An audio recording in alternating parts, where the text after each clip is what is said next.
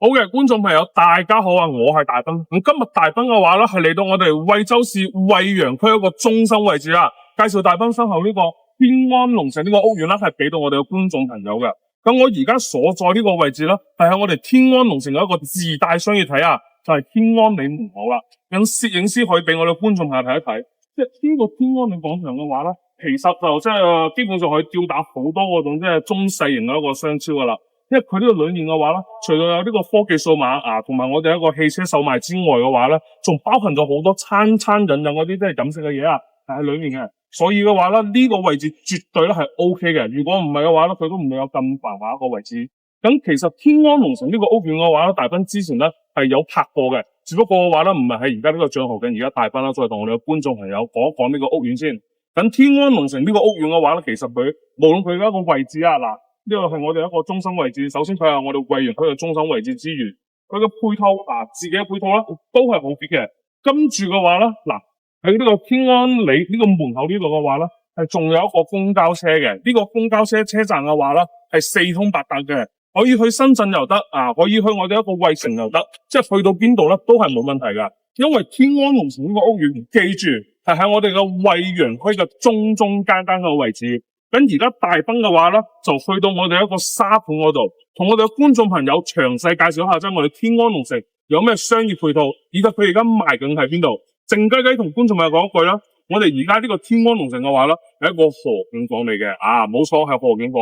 價單嘅話咧，可能會有少少高，去到1萬零蚊左右。咁面積嘅話咧，最細係有一個88方嘅3房，同埋我哋最大149方嘅一個4房。咁選擇嘅範圍咧係十分之多嘅，咁我哋廢話唔好多講，而家先帶觀眾朋友睇睇我哋個航拍先。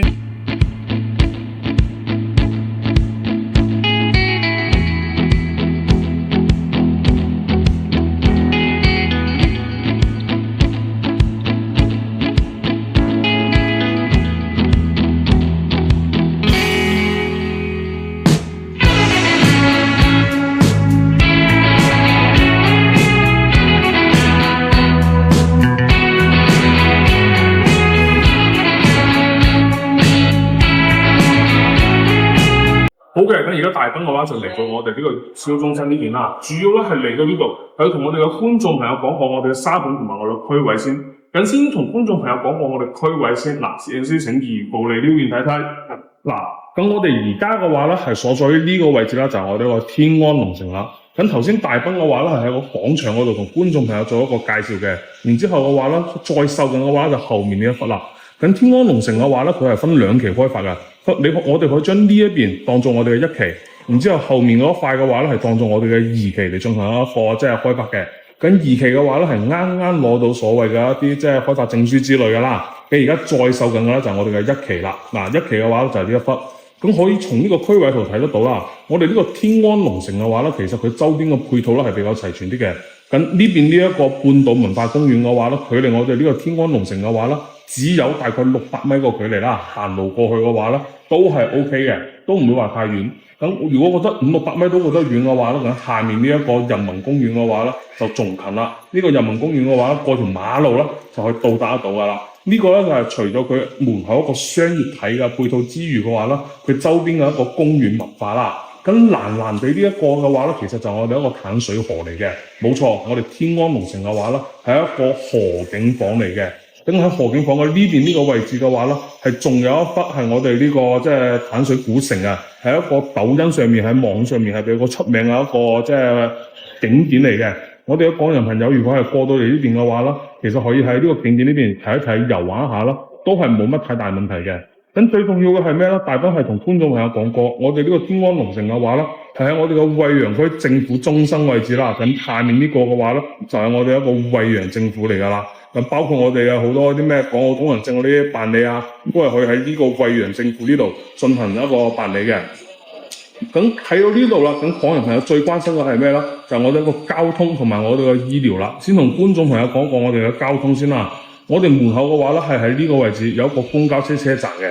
咁車站嘅話咧係四通八達。比如話如果係坐我哋公交車去到呢個位置，我哋嘅惠陽站嘅話咧，佢大概係20分鐘左右啦。因為塞車嘅話，老實講30分鐘都未必到得到。咁我就以普通嚟講，咁去到我哋嘅惠陽站坐公交車嘅話，大概就係20分鐘左右。如果去到我哋呢個沙田站嘅話咧，大概係30分鐘左右啦。呢個咧就係我哋即係港人朋友比較多用嘅一個地鐵同埋我哋嘅高鐵返港嗰個途徑啦。咁仲有一個係咩咧？就係呢一個惠陽汽車站啦。呢個惠陽汽車站嘅話咧，距離我哋呢個天安龍城嘅話咧，就係唔到3公里。咁惠陽汽車站點解要攞佢出嚟講咧？係因為惠陽汽車站裏面係有直達我哋一個羅湖口岸同埋我哋一個福田口岸嘅一個車喺度嘅。咁時間嘅話咧就1個零鐘頭多啦，就唔夠2個鐘嘅。咁呢個咧就係即係佢最大嘅一個亮點位置。自己從我哋呢個天安龍城 call 部車去到我哋呢個惠陽汽車站嘅話咧，就只需要即係10蚊雞唔到。跟住嘅話咧就可以直接從即係惠陽汽車總站直接翻到我哋嘅香港口岸嗰邊嘅話咧，係點對點嘅。OK， 咁所以呢一塊嘅話咧，亦都係好方便，比較吸引我哋港人朋友嘅。跟住嘅話咧，可以睇得到嘅，呢度係有一個山和醫院嘅。呢個山和醫院嘅話咧，其實係一個山隔醫院，距離我哋天安龍城嘅話咧，就係3公里唔到，都係好近㗎，唔夠3公里。咁如果覺得係即係小病小痛冇必要去我哋呢個山和醫院嘅話咧，下面呢度係有一個惠陽中醫院嘅，都係比較近啲劑嘅。咁呢個嘅話咧，就係我哋天安龍城呢邊一個即係簡單嘅一個區位介紹啦。咁鏡頭倒翻嚟我哋呢邊嘅話咧，大斌就同觀眾朋友講過我哋呢一個沙盤啦。咁頭先大斌嘅話啦，就喺呢一忽呢度同我哋嘅觀眾朋友進行一個開波嘅。呢度咧就係我哋嘅天安龍城啦。咁我哋而家所在嘅話咧，係喺呢一棟辦公樓呢度，pulling 嘅最下面嗰層就係我哋而家所在嘅位置啦。咁天安龍城嘅話咧，頭先大斌有同觀眾朋友講過，分2期開發。而家賣緊嘅話咧，我將呢邊稱之為我哋嘅1期項目。呢一片嘅話咧，就係我哋嘅而家在售緊噶啦。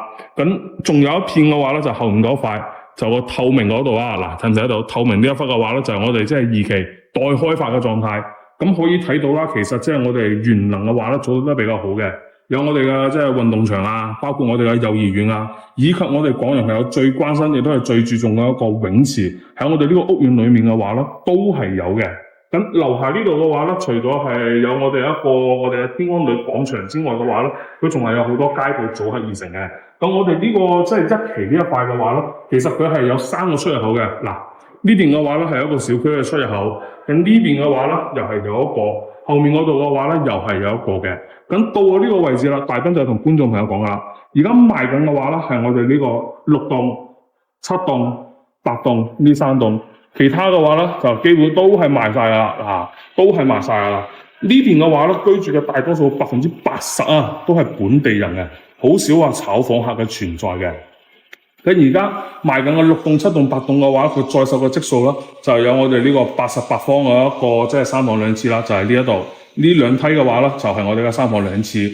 咁呢度嘅話咧，佢隔離呢個位置嘅話咧，就係我哋106方一個3房2廁佢實用率唔係幾高，呢個咧係實話實說。咁仲有2房嘅話咧係喺後面嘅，咁分別係即係129嘅一個4房，同埋我哋一個149嘅大4房。戶型嘅話咧，等陣大斌都會帶觀眾咪去睇一睇嘅。只不過而家要講嘅係咩咧？我哋呢個7棟同埋我哋呢個8棟嘅話，佢結構係有少少即係奇奇怪怪嘅。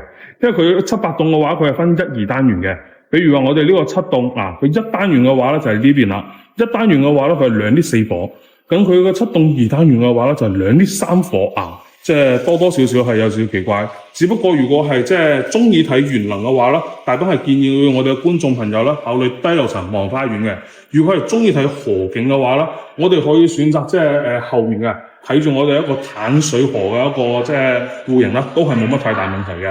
咁而家簡單介紹完之後嘅話咧，我哋就要去我哋嘅元能嗰度帶我哋嘅觀眾朋友睇睇元能係點樣嘅。兼且嘅話再同我哋嘅觀眾朋友去我哋嘅示範單位或者戶型啦，我哋觀眾有一個心水先。最後講一句，而家嘅價單嘅話咧係有平有貴分別係即係10000幾，直至到我哋嘅12000左右咧，都係有嘅。睇啱邊度記得同大斌講聲或者喺評論區度留言，都係冇乜太大問題。咁我哋而家出發。好嘅，咁而家大斌嘅話就嚟到我哋8棟1單元呢邊，帶觀眾朋友睇真我哋嘅示範單位先。咁呢邊嘅話咧，佢係一個2啲4房嘅。而家大斌嘅話咧係喺7樓呢度。先同觀眾朋友介紹2個，前面呢2個嘅話咧，佢都係我哋106方嘅。戶型嘅話咧，都係一模一樣嘅，分別係一個示範單位同埋一個係交標。大斌咧就先帶觀眾朋友睇下我哋呢個示範單位先。咁呢個106方嘅話咧，佢入戶門就喺呢邊啦。咁呢個戶型嘅話咧，其實佢就冇話咩鞋唔鞋櫃嘅位置啦。嗱，係比較簡單啲嘅。入到嚟嘅話咧，就係一個直廳式嘅佈局。咁飯廳啊、客廳都喺呢邊。咁唯獨是呢個位置我哋可以或者係攞嚟作為一個鞋櫃都得，或者我哋觀眾朋友喺門後面呢個位置再做一排啦，都係可以。不過戶型嘅話咧就係咁樣子嘅。我哋先睇真佢整體個佈局先。佢呢個咧就我哋一個飯廳嚟㗎啦。咁好似飯廳嘅話咧，佢係做呢個戶型係做個3房。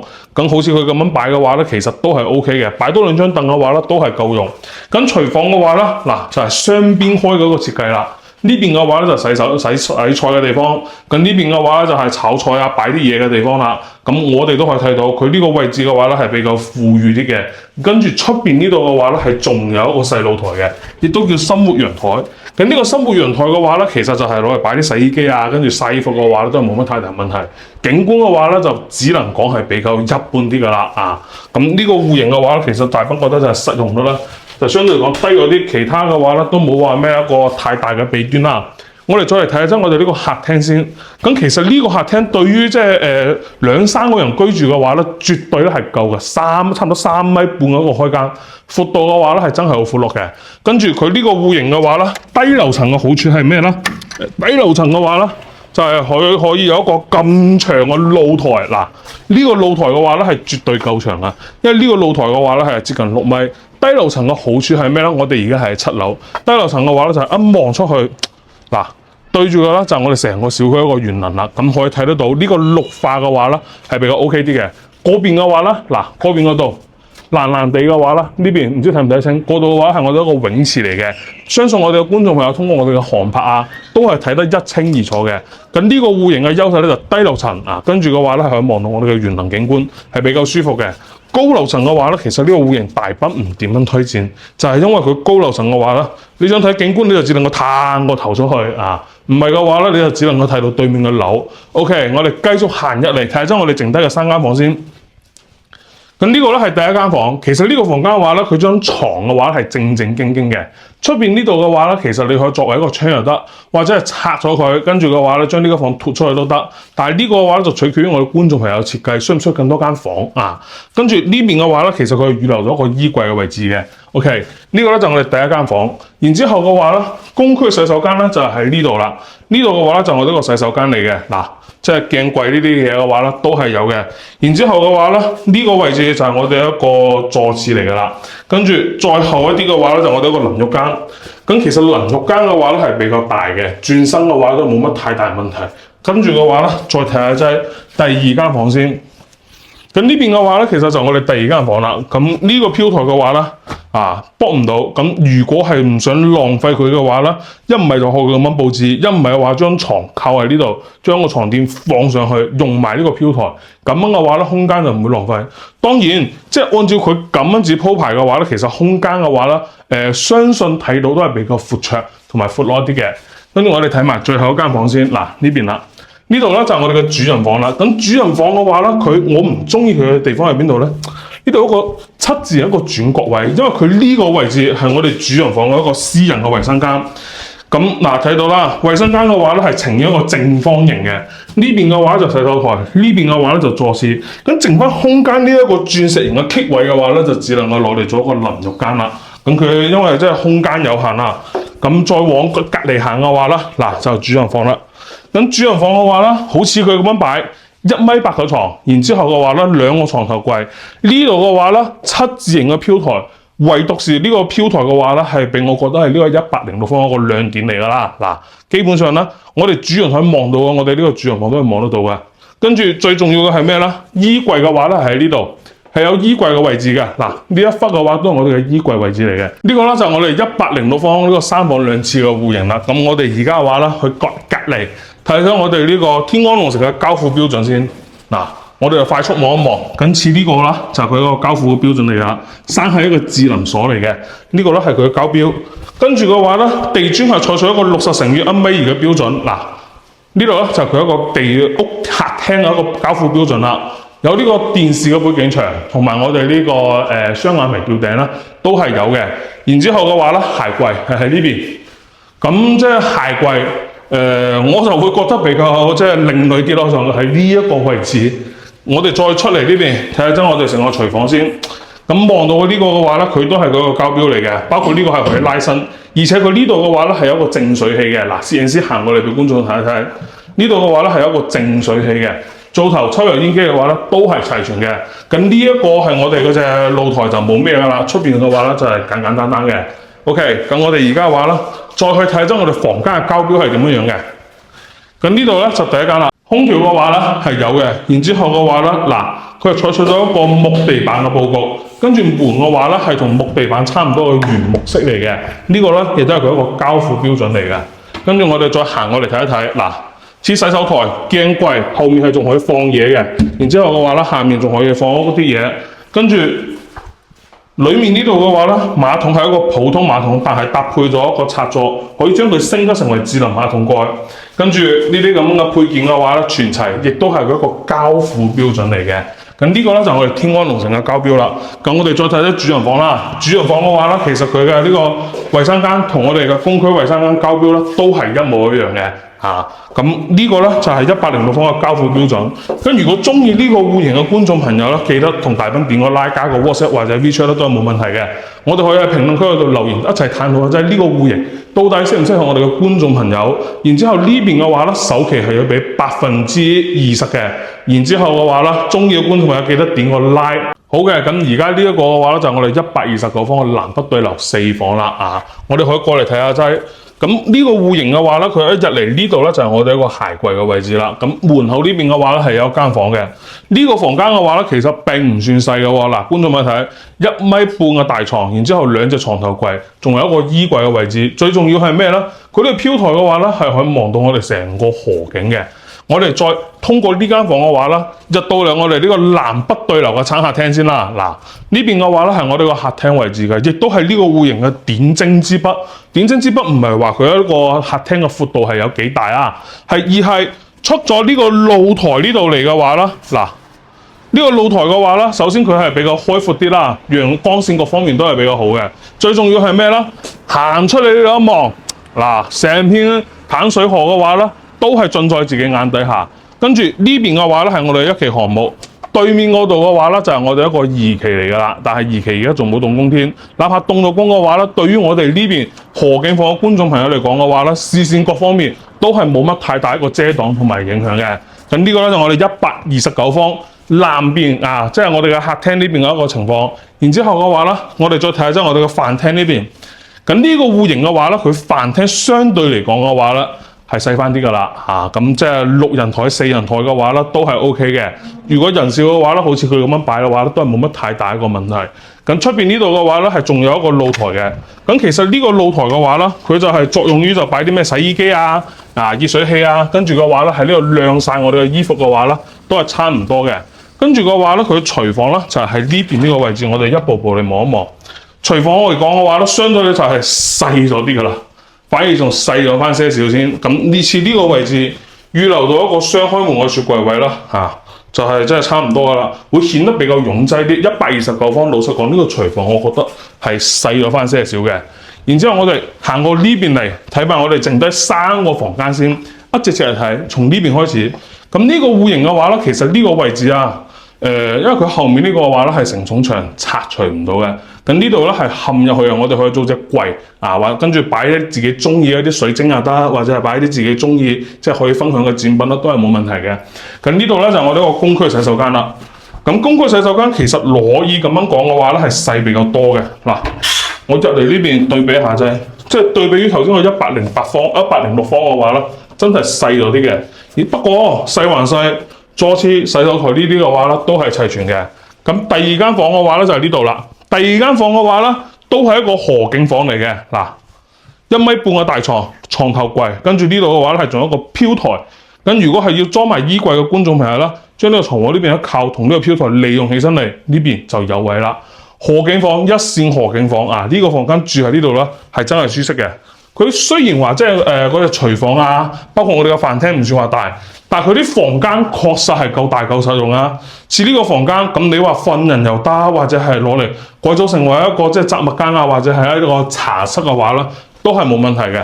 甚至乎嘅話咧係同我哋呢個主人房打通佢啦，都係 OK，取決於我哋嘅觀眾朋友。咁呢度咧就係我哋主人房一個即係獨立嘅洗手間啦。嗱，三段式個佈局呢啲咧都係有嘅。跟住嘅話咧，佢個空間其實都係好闊落嘅。嗱，我行入嚟呢度1.8米嘅大床，然之後嘅話咧一個咁嘅飄台，兩隻床頭櫃之餘嘅話咧，佢呢邊係仲做咗一排嘅衣櫃。即係呢個主人房用起身嚟嘅話咧，絕對係 OK 嘅。呢個戶型嘅話咧，我相信係即係如果係比較中意房間住人比較舒適嘅港人朋友嘅話咧，呢個戶型應該係可以深得你心㗎。咁呢個戶型嘅話咧，同樣129方。如果係我哋嘅港人朋友中意嘅話咧，記得點個 like 加個 WhatsApp 同埋 WeChat 啊，或者係喺我哋下面嘅評論區嗰度啦，進行一番討論啦，都係冇乜太大問題嘅。咁我哋而家嘅話啦，去睇埋我哋一個8棟2單元，然之後剩低兩個戶型，分別係88同埋我哋一個149方嘅戶型。好嘅，咁而家大賓嘅話就跳過嚟我哋8棟2單元呢個7樓呢度啦，帶觀眾朋友睇下我哋呢邊剩低兩個戶型嘅示範單位。咁呢邊嘅話咧，佢係2 lift 3房嘅。我前面呢兩房嘅話就88方個3房1次嘅戶型啦。咁隔離呢個7樓702呢個戶型啊，呢個咧係賣咗啦啊，兼且係已經有人入住噶啦。我哋先睇下我哋呢個88方一個7樓嘅示範單位先。咁頭先交付標準大賓都帶觀眾朋友睇過啦。咁其實一入到嚟嘅話咧，我哋呢個88方嘅戶型咧係即係餐客廳連喺一齊嘅，就同我哋嗰隻106方嘅戶型嘅話，其實係大同小異嘅。只不過嗰邊嘅話咧係2次，然之後嘅話咧係2個陽台，呢邊嘅話咧係1次1個露台。咁我哋先出嚟呢邊睇一睇，出邊呢度嘅話咧，其實就係我哋呢個88方嘅一個即係主露台啦。咁其實呢個主露台嘅話咧係並唔算大嘅，兼且嘅話咧，佢望出去嘅景觀嘅話咧係會有所遮擋啊。嗱，就唔似我哋頭先106方嗰度望得咁舒服、咁舒適。106方嘅話咧，可以望到嗰邊嗰隻洗手池啊，嗰邊嘅洗手池，嗰隻游泳池啊，唔好意思啊。咁呢邊嘅話咧，係連即係個藍色嘅邊邊角角都睇唔到啊，所以嘅話咧，大賓都係比較推薦我哋106方嘅啊。咁我哋再繼續睇下我哋裏面呢度有到底唔同點喺邊度。咁飯廳嘅話差唔多啊，飯廳呢邊嘅話咧係差唔多嘅。跟住行過嚟呢邊嘅話咧，U 字型嘅一個灶台嗱，就即係睇到嘅話咧，其實亦都係交付標準。除咗呢啲嘅話咧唔齊全，呢度嘅話係仲有一個雪櫃位。咁呢個戶型嘅話咧，對比我哋嗰隻106方嘅好喺邊度咧？佢呢個廚房嘅話咧係有一個雪櫃嘅位置嘅。咁我哋即係106方嘅話咧係冇得嘅。咁行入嚟呢邊嘅話咧就係3間房一個洗手間，直接嚟睇一睇。呢邊嘅話咧嗱就係一個公區洗手間。咁因為可能呢隻戶型嘅話得一個，所以佢嘅洗手台啦都係比較長啲劑嘅，擺嘅嘢都係比較多啲劑嘅。然之後嘅話咧，我哋過嚟呢邊望一望，交付標準嘅話咧，其實都係一樣，只不過呢個戶型嘅話咧，甚至乎係縮咗水。嗱，縮咗水，最尷尬嘅係咩啦？比如話似我咁大隻嘅人，我坐喺呢度，我關門嘅話，我腳係被夾住嘅，即係就係比較細啦，就只能夠咁樣去籠統啲咁樣去概括一下劑。咁呢度嘅話咧，第一間房，咁呢個第一間房嘅話咧，其實佢係一個露台改造嘅。咁似交付標準嘅話咧，就做到呢個位置嘅啫。上面呢度嘅話係要進行自己一個即係寄請啊，自己俾錢嘅話咧，先至可以幫我哋觀眾朋友裝好嘅啊。咁呢個咧就係佢唔係幾好嘅地方。然之後嘅話咧，呢邊係第二間房，我哋入嚟呢邊望一望。咁其實入到嚟嘅話咧，就真係略顯尷尬嘅係咩咧？佢呢度係只能夠擺張1.2米嘅床，兼且如果係擺張1.2米嘅床之後嘅話咧，你冇喺呢度擺張台，你擺個其他嘢嘅話咧，其實房間都係比較細啲劑㗎啦。因為佢總共面積嘅話咧，先得個88方。好得呢邊嘅話咧，係一個7字形嘅飄窗啊，望出去嘅嘢嘅話咧，就相對嚟講會好翻啲，但係又好唔到太多。跟住天安龍城嘅戶型咧，大家發現咗個問題啦。就佢呢邊嘅話咧，佢硬係會有一個陷入去嘅位置俾你去做櫃，然之後嘅話咧，呢棟牆又係駁唔得嘅喎，即係你就只能夠好似按照佢咁樣嘅佈局一樣，就呢度即係搞隻嘢、搞隻櫃之類嘅嘢喺上面放啲即係自己嘅一啲生活嘅展示品。咁我哋再過嚟呢邊睇下我哋主人房先啦。88方嘅主人房咧就冇要求佢太多啦，1.5米嘅床，然之後嘅話咧，2個床頭櫃、衣櫃嘅話咧喺呢個空間裡面咧都係有嘅。兼且呢個主人房嘅話咧，7字形嘅飄台都係比較 OK 啲嘅。跟住嘅話咧，呢一個戶型咁其實大賓總結一下真係咩咧？如果係佢以單價嚟講嘅話，啊咁佢呢個戶型真係貴喎，要賣到12000幾蚊一個方。但係如果係攞我哋嗰隻106方嘅戶型嚟做對比嘅話，嗰邊先10000幾，咁一長一短一拉一補嘅話啦，咁其實總價上嚟講，呢個88同埋我哋個106方嘅話啦，係差唔多嘅，差7唔差8噶啦。跟住嘅話啦，106方係3房2次2個露台，呢邊嘅話咧係88方3房1次1個露台。咁即係誰強誰弱嘅話，觀眾朋友其實都會知道嘅。只不過呢個88方嘅話咧，確實係冇幾套啦。喺我哋8棟呢邊冇，但係7棟咧係仲有嘅。我哋然之後而家嚟睇嘅呢一個嘅話咧，嗱，成個天安龍城最大亦都係最標青最靚就係嗰個戶型，149方嗰個4房。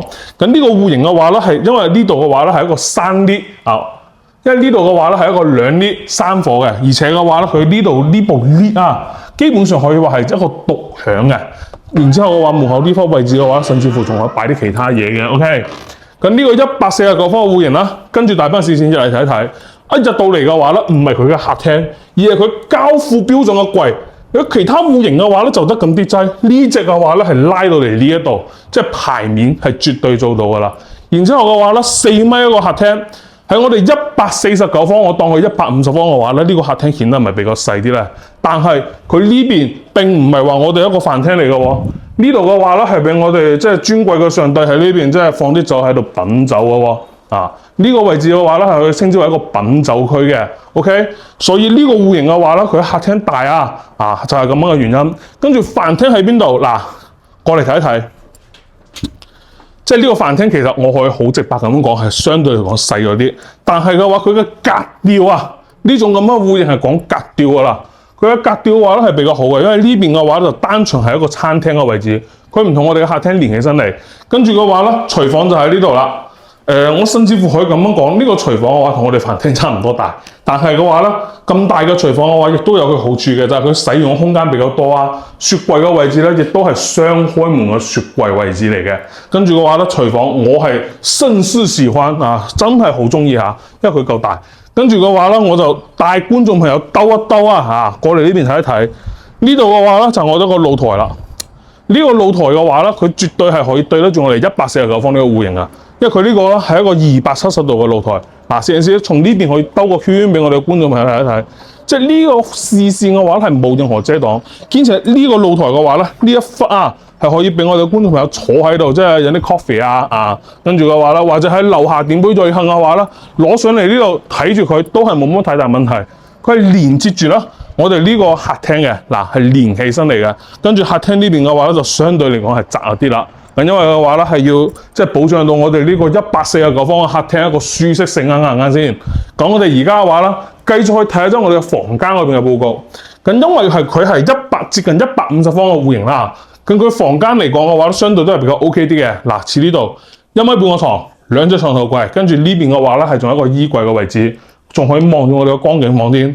咁房間嘅話咧，我覺得咧就係真係比較 OK 嘅。第一間房我係接受得到嘅。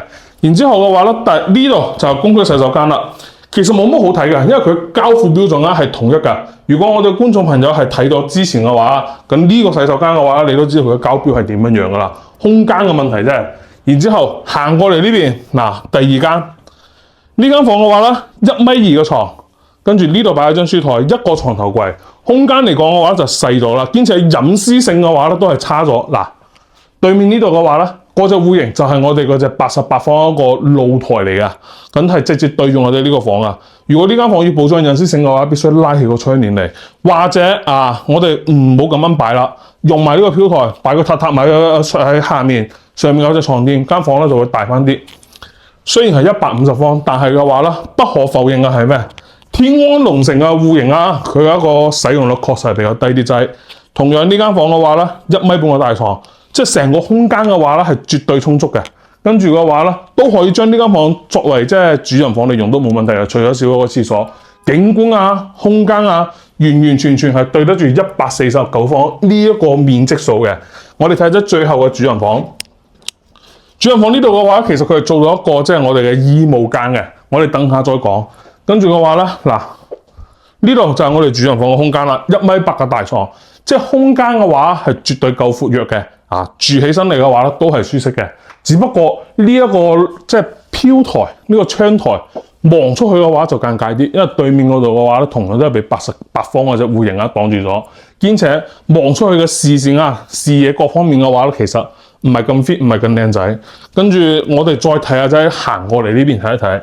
呢邊嘅話咧係叫做主人房嘅衣帽間，但係大賓嘅話咧並唔認可，因為咁樣做嘅話咧顯得間房好細。我哋可以用隔離間細房連通佢起身嚟，將細房間攞嚟作為我哋主人房嘅衣帽間，完美 perfect。咁呢度咧就係我哋主人房嘅一個獨立嘅洗手間啦。嗱，即係149方嘅洗手間就係唔一樣啊！主人房係兩個洗手台嘅，即係起碼唔會話打交。跟住嘅話咧，佢轉個彎之後嘅話咧，先係睇得到我哋呢個坐廁同埋我哋呢個即係淋浴區嘅，就係比較尷尬啲，就唔係幾好展示。但係即係如果我哋嘅觀眾朋友嚟到現場一睇嘅話咧，確實啦係 OK 嘅。咁呢個咧就係我哋149方一個4房大露台嘅一個戶型。咁呢個戶型嘅話咧，其實價單我覺得係咩咧？喺當今市場上嚟講嘅話係比較偏貴。但係如果係喺我哋惠陽中心區呢度嘅話咧，咁其實係比較 OK 啲嘅。並唔係話我吹捧呢個屋苑，而係觀眾朋友諗一諗，咁其實喺我哋惠陽中心區嘅位置，交通啊、醫療啊、配套啊各方面都咁齊全嗰個地方下，再加埋我哋呢一個冇遮擋光景房，佢後面起樓都擋唔到我呢個光景，咁更多因素總結起身嚟嘅話咧，咁其實13,000蚊左右啊，12,000到13,000呢個區間，喺我哋呢一個位置呢一個戶型上嚟講嘅話咧，係差唔多嘅，因為而家成個惠州老實講啊，大戶型係冇幾隻噶啦。即係如果係中意大戶型嘅朋友就記得嗱聲幫大賓點個 like， 加個 WhatsApp 同埋 WeChat 同我講一聲啊，我要呢個戶型都冇問題，甚至乎喺評論區度討論下仔咧都差唔多嘅。OK， 咁今日嘅話咧，戶型就帶觀眾朋友睇完啦，總共有4個。如果有一個係你比較中意嘅話咧，記得點個 like。咁今期節目咧就差唔多係咁先，我哋下期再見，拜拜。